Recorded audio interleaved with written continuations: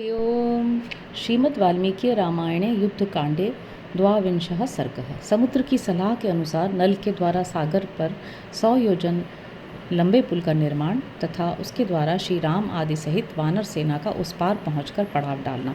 अथोवाच रघुश्रेष्ठ रसागरम दारुणम वचः अद्य त्वां शोयिष्यामि सपातालम महार्णव।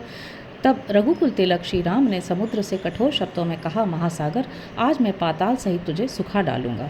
शर निर्दग्ध तो यस्य परिशुष्कस्य सागर मया निहत सत्वस्य पांसुरुत्पद्यते महान। सागर, मेरे बाणों से तुम्हारी सारी जल राशि दग्ध हो जाएगी, तू सूख जाएगा और तेरे भीतर रहने वाले सब जीव नष्ट हो जाएंगे। उस दशा में तेरे यहाँ जल के स्थान में विशाल बालुका राशि पैदा हो जाएगी। मत्कार मुख विसृष्टेन शरवर्षेण सागर परम तीरम गमिष्यन्ति पद्भिरेव पलवंगमाः। समुद्र, मेरे धनुष द्वारा की गई बाण वर्षा से जब तेरी ऐसी दशा हो जाएगी तब वानर लोग पैदल ही चलकर तेरे उस पार पहुंच जाएंगे। विचिन्वन्नाभिजानासि पौरुषं नापि विक्रमं दानवालयत् संतापम मत्तो नाम गमिष्यसि। दानवों के निवास स्थान तू केवल चारों ओर से बहकर आई हुई जलराशि का संग्रह करता है। तुझे मेरे बल और पराक्रम का पता नहीं है, किंतु याद रख, तुझे मुझसे भारी संताप प्राप्त होगा।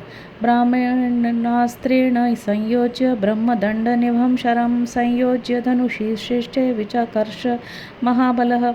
यो कहकर महाबली श्री राम ने एक ब्रह्मदंड के समान भयंकर बाण को ब्रह्मास्त्र से अभिमंत्रित करके अपने श्रेष्ठ धनुष पर चढ़ाकर खींचा। तस्मिन् विकृष्टे सहसा राघवेण शरासने रोदसी संपफालेव पर्वताश्च सकंपिरे। श्री रघुनाथ जी द्वारा सहसा उस धनुष के खींचे जाते ही पृथ्वी और आकाश मानो फटने लगे और पर्वत डगमगाने लगे। तमश्च लोकमावव्रे दिशश्च न चकाशिरे प्रतिचुक्षुभिरे चाशु सरांसी सरितस्तथा। सारे संसार में अंधकार छा गया, किसी को दिशाओं का ज्ञान न रहा। सरिताओं और सरोवरों से तत्काल हलचल पैदा हो गई। तिर्यक च सह नक्षत्रैः संगतौ चंद्रभास्करौ भास्कराशुभिरादीप्तं तमसा च समावृतम। चंद्रमा और सूर्य नक्षत्रों के साथ तिर्यक गति से चलने लगे। सूर्य की किरणों से प्रकाशित होने पर भी आकाश में अंधकार छा गया। प्रचकाशे तदाकाशम उल्काशदीप्तम अंतरिक्षाच निर्घाता निर्जगमुरतुलस्वनाः। उस समय आकाश में सैकड़ों उल्काएं प्रज्वलित होकर उसे प्रकाशित करने लगीं तथा अंतरिक्ष से अनुपम एवं भारी गड़गड़ाहट के साथ वज्रपात होने लगे। वपु प्रकर्षेण ववुर्दिव्यम् आतृतपङ्कतवयः वपु प्रकर्षेण ववुर्दिव्य मारुतपङ्कतयः बभञ्ज च तदा वृक्षान् जलदानुद्वहन्मुः आरुञ्जश्चैव शैलाग्रान् शिखराणि बभञ्ज च। परिवह आदि अवायु भेदों का समूह बड़े वेग से बहने लगा। वह मेघों की घटा को उड़ाता हुआ बारंबार वृक्षों को तोड़ने, बड़े बड़े पर्वतों से टकराने और उनके शिखरों को खंडित करके गिराने लगा। दिवि च स्म महामेघाः संहताः समहास्वनाः मुमुचुर्वैद्युतानग्निस्ते महाशनयस्तदा यानि भूतानि दृश्यानि चुक्रुषुश्चाशनेः समम् अदृश्यानि च भूतानि मुमुचुर्भैरवस्वनम्। आकाश में महान वेगशाली विशाल वज्र भारी गड़गड़ाहट के साथ टकराकर उस समय वैद्युत अग्नि की वर्षा करने लगे। जो प्राणी दिखाई दे रहे थे और जो नहीं दिखाई देते थे वे सब बिजली की कड़क के समान भयंकर शब्द करने लगे। शिशिरे चाभिभूतानि संत्रस्तान्युद्विजन्ति च संप्रविव्यथिरे तचापि न च पस्पिंदरे भयात्। उनमें से कितने ही अभिभूत होकर धराशायी हो गए, कितने ही भयभीत और उद्विग्न हो उठे, कोई व्यथा से व्याकुल हो गए और कितने ही भय के मारे जड़वत हो गए। सह भूतैः सतो योर्मिः सनागः सह राक्षसः सहसा भूत्ततो वेगात् भीमवेगो महोदग्धिः योजनं व्यतिचक्राम वेलामन्यत्र संप्लवात्। समुद्र अपने भीतर रहने वाले प्राणियों, तरंगों, सर्पों और राक्षसों सहित सहसा भयानक वेग से युक्त हो गया और प्रलय काल के बिना ही तीव्र गति से अपनी मर्यादा लांघकर एक एक योजन आगे बढ़ गया। तं तथा समतिक्रांतं नातिचक्राम राघवः समुद्भवमित्रघ्नो रामो नदनदीपतिम्। इस प्रकार नदों और नदियों के स्वामी उस उद्धत समुद्र के मर्यादा लांघ कर बढ़ जाने पर भी शत्रुसूदन श्री रामचंद्र जी अपने स्थान से पीछे नहीं हटे। ततो मध्यात् समुद्रस्य सागर स्वयं उत्थितः उदयाद्रि महाशैलान् मेरोर्दिवाकरः। तब समुद्र के बीच से सागर स्वयं मूर्तिमान होकर प्रकट हुआ, मानो महाशैल मेरु पर्वत के अंगभूत उदयाचल से सूर्यदेव उदित हुए हों। पन्नगैः सह दीप्तास्यैः समुद्रः प्रत्यदृश्यत। स्निग्धवैदूर्य संकाशो जाम्बूनद विभूषणः। चमकीले मुख वाले सर्पों के साथ समुद्र का दर्शन हुआ। उसका वर्ण स्निग्ध वैदूर्य मणि के समान श्याम था। उसने जाम्बूनद नामक सुवर्ण के बने हुए आभूषण पहन रखे थे। रक्तमाल्याम्बरधरः पद्मपत्र निभेक्षणः सर्वपुष्पं दयीं दिव्यां शिरसा धारयन् स्रजम्। लाल रंग के फूलों की माला और लाल ही वस्त्र धारण किए थे। उसके नेत्र प्रफुल्ल कमल दल के समान सुंदर थे। उसने सिर पर एक दिव्य पुष्पमाला धारण कर रखी थी, जो सब प्रकार के फूलों से बनाई गई थी। जात रूपमयश्चैव तपनीय विभूषणैः आत्मजानां च रत्नानां भूषितो भूषणोत्तमैः। सुवर्ण और तपे हुए कांचन के आभूषण उसकी शोभा बढ़ाते थे। वह अपने ही भीतर उत्पन्न हुए रत्नों के उत्तम आभूषणों से विभूषित था। धातुभिर्मण्डितः शैलो विविधैर्हिममवानिव एकावली मध्यगतं तरलं पाण्डरप्रभं विपुलेनोरसा बिभ्रत कौस्तुभस्य सहोदरम। इसलिए नाना प्रकार के धातुओं से अलंकृत हिमवान पर्वत के समान शोभा पाता था। वह अपने विशाल वक्षस्थल पर कौस्तुभ मणि के सहोदर एक श्वेत प्रभा से युक्त मुख्य रत्न धारण किए हुए था, जो मोतियों की इखरी माला के मध्य भाग में प्रकाशित हो रहा था। आगूर्णे ततरौंगध कालिकानिलसंकुलः गंगा सिंधु प्रधानाभिर्गाभि समावृतः।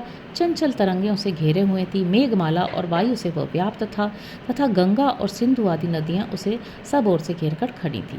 उद्वर्तित महाग्राह संभ्रांतोर गराक्षसः देवतानां स्वरूपाभिर्नानारूपाभिरीश्वरः सागरः समुपक्रम्य पूर्वमामन्त्र्य वीर्यवान् अब्रवीत प्राञ्जलिर्वाक्यं राघवं शरणपाणिनम्। उसके भीतर बड़े बड़े ग्राह उद्भ्रांत हो रहे थे। नाग और राक्षस घबराए हुए थे। देवताओं के समान सुंदर रूप धारण करके आई हुई विभिन्न रूप वाली नदियों के साथ शक्तिशाली नदीपति समुद्र ने निकट आकर पहले धनुर्धर श्री रघुनाथ जी को संबोधित किया और फिर हाथ जोड़कर कहा, पृथिवी वायुराकाश मापो ज्योतिश्च राघव स्वभावे सौम्य तिष्ठन्ति शाश्वतं मार्गमाश्रितः।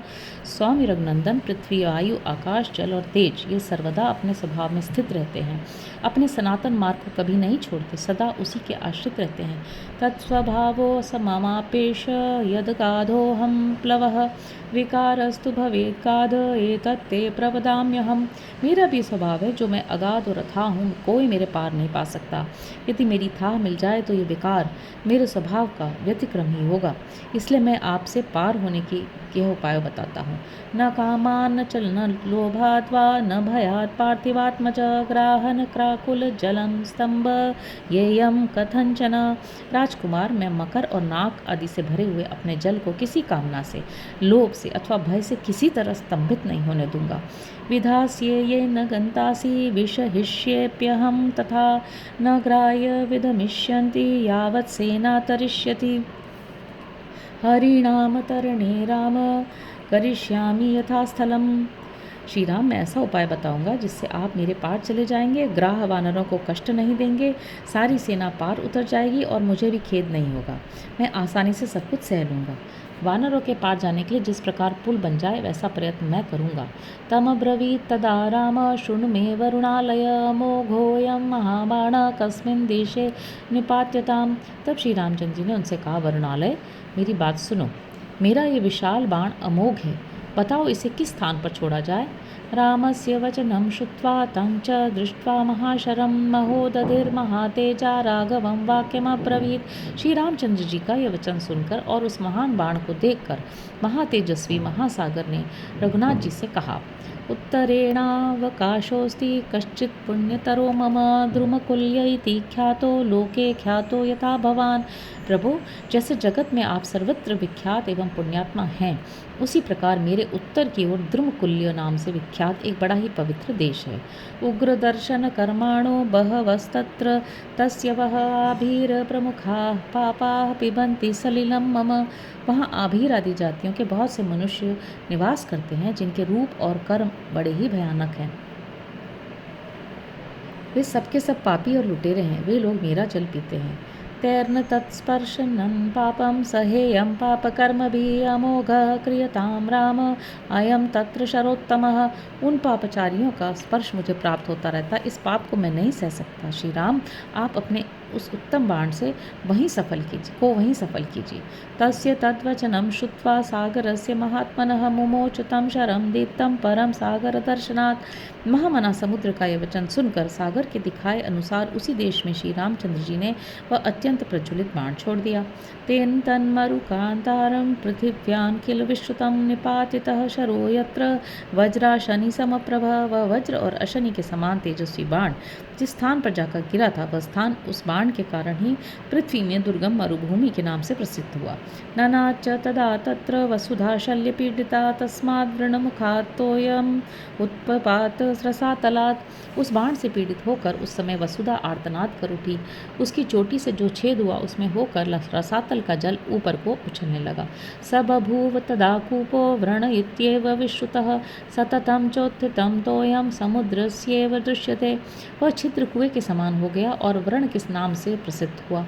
उस कुएं से सदा निकलता हुआ जल समुद्र के जल की भांति ही दिखाई देता है। अवधारण शब्दश्च दारुण समपद्यत तस्मात् तत्पाणपातेन अपकुक्षिष्व शोषयत। उस समय वहाँ भूमि के विदीर्ण होने का भयंकर शब्द सुनाई पड़ा। उस बाण को गिराकर वहाँ के भूतल की कुक्षी में, मतलब तालब पोखर आदि में वर्तमान जल को श्री राम ने सुखा दिया।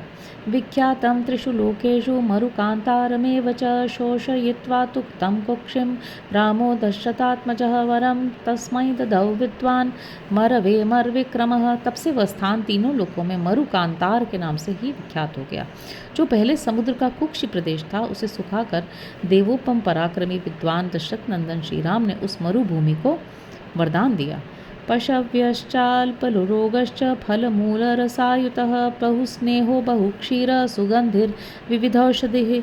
यह मरुभूमि पशुओं के लिए हितकारी होगी। यहाँ रोग कम होंगे। ये भूमि फल मूल और रसों से संपन्न होगी। यहाँ घी आदि चिकने पदार्थ अधिक सुलभ होंगे। दूध की भी बहुत आयत होगी। यहाँ सुगंध छाई रहेगी और अनेक प्रकार की औषधियाँ उत्पन्न होंगी। एवमेतैश्च संयुक्तो बहुभिः संयुतो मरुः रामस्य वरदानाच्च शिवः पंथा बभूवः। इस प्रकार भगवान श्री राम के वरदान से वह मरु प्रदेश इस तरह की बहुसंख्यक गुणों से संपन्न हो सबके लिए मंगलकारी मार्ग बन गया। हरि ओम।